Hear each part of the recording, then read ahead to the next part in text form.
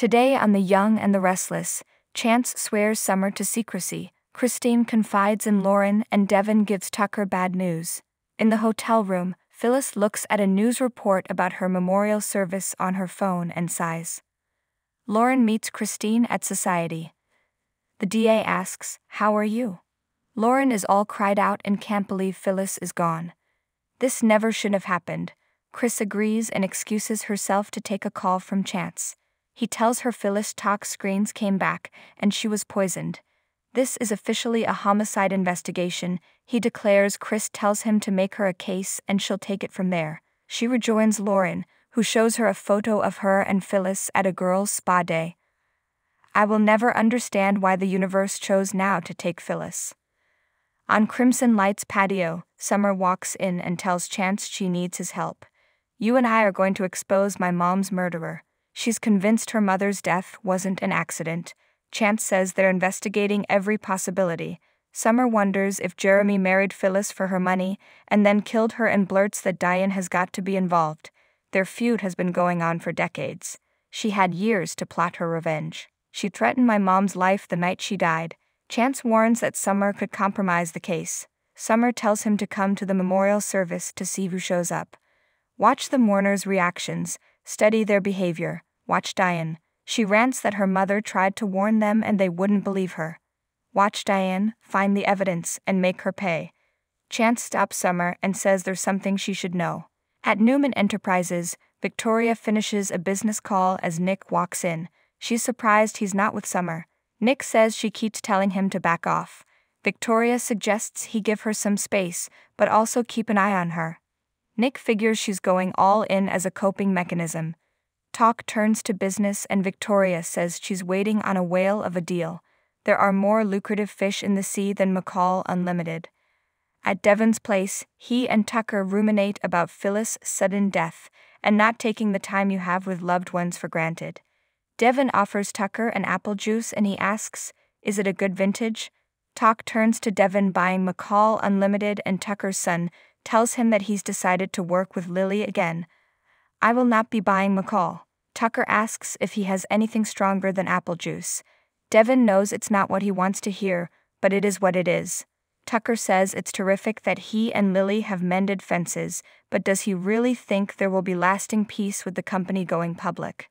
Devin relays that Jill's decided to keep it private. Tucker tells Devin he could still purchase McCall and have something on the side. Devin doesn't want anything on the side and tells Tucker that Jill said she'd buy his company if he's not included in the deal. At Society, Lauren goes on about Phyllis and looking forward to growing older with her friend. Christine reflects on how heartbreaking it is to lose someone. You miss the future that you expected to share together. Lauren doesn't think they're talking about Phyllis anymore and asks, "Are you ready to talk about what happened with Paul?"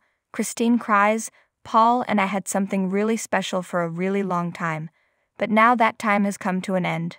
Later, Nikki and Victor arrive at Society and Nikki remarks on how torn up Lauren is over Phyllis. Victor crabs about Victoria's disloyalty. Nikki argues she was making a sound business decision. Victor complains she refused to buy McCall simply because she doesn't want Adam at the helm. Nikki can see he's upset, but is glad he's letting their daughter run Newman as she sees fit. At Newman, Victoria tells Nick that the McCall deal was more trouble than it's worth. Nick told her that in the beginning. Victoria snips, "You're right. I should have listened to you." Moving on.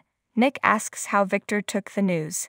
Victoria says he's making his disapproval very clear. She told him he can buy Adam the company with his own money if he likes. At Devin's place, Tucker tells his son he wants to sell to him. "You're my son. I know you don't have much loyalty to me, but I want to be part of your life and my grandson's life." He continues on to say that Devin needs McCall. "You're a lone wolf like me and work best when you're calling the shots." Devin tries to extricate himself from the conversation and restates that he's not buying his company. He urges Tucker to keep showing him he's changed. Tucker fumes, "I have changed. Devin has somewhere to be." At Crimson Lights, Chance tells Summer he can't have her sniffing around like Nancy Drew and messing up the case. She urges him to just tell her what's going on. Chance informs her that the toxicology report showed a lethal amount of poison in her mother's blood. Summer reels. Someone did that to her and watched it happen. She insists it was Diane. They were alone in a suite. Chance understands it's a lot to take in, but he has to insist she keeps this between them. If the truth gets out, it could hinder his ability to find evidence. Summer wants his promise that he'll be at the memorial service.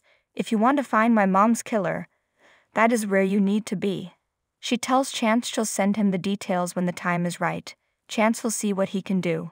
At society, Victor thinks Nikki is gently suggesting he not interfere with Victoria.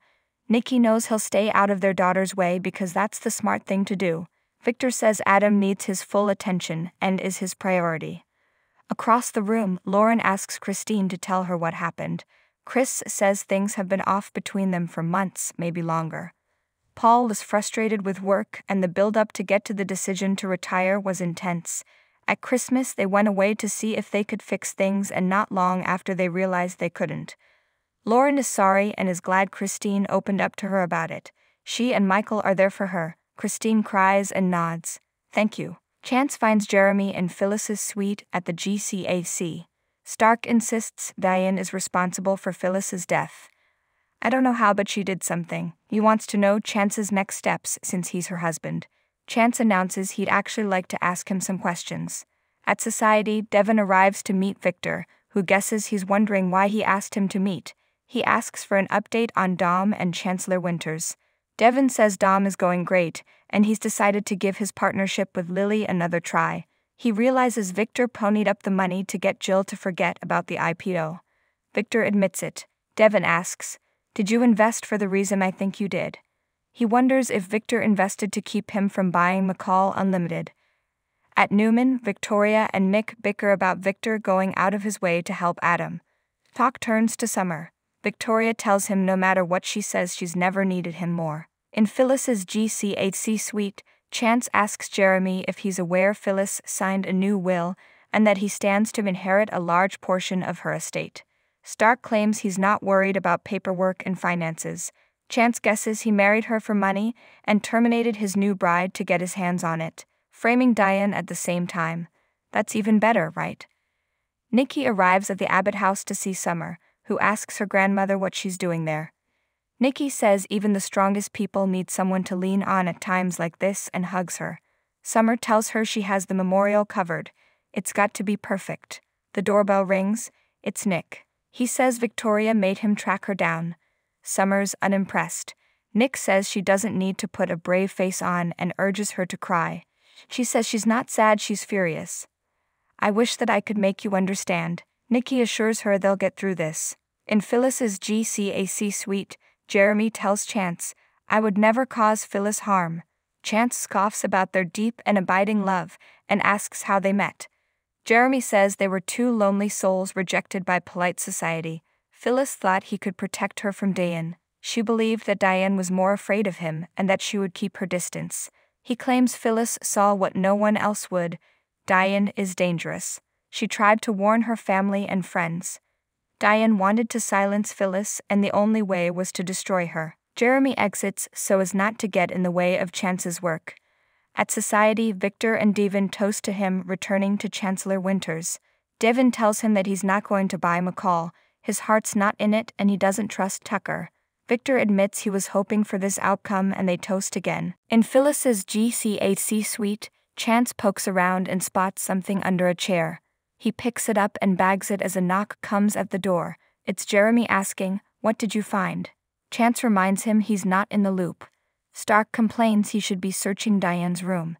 He wants someone to pay for what his wife went through. He informs Chance that he can check his room as well. This time do it better. Get the truth and make it stick. Chance sees him out and then looks at the evidence he collected. A bottle of strychnine. He calls it in. At the Abbott house, Summer is glad Nikki and Nick came over.